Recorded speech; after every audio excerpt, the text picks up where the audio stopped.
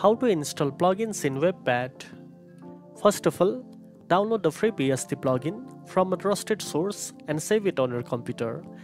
It's a good idea to create a dedicated folder named BST to keep all your plugins organized. Next, open WavePad, go to the Tools tab, then click Options and select BST. Click Add Path and browse to the folder where you saved your BST plugins. Select that folder and press OK to add it. Now, go to the top Effects menu and choose BST plugins. This will open a window listing all your available BST plugins. From the drop-down list, select the plugin you want to use and click OK. Your BST plugin interface will open inside WavePad.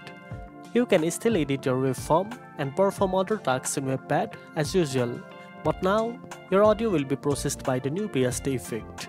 To apply the effect to your audio, click the Apply button on the plugin window. This will close the plugin and save the audio with the new effect applied. And that's it. Now you know how to install plugins in WavePad.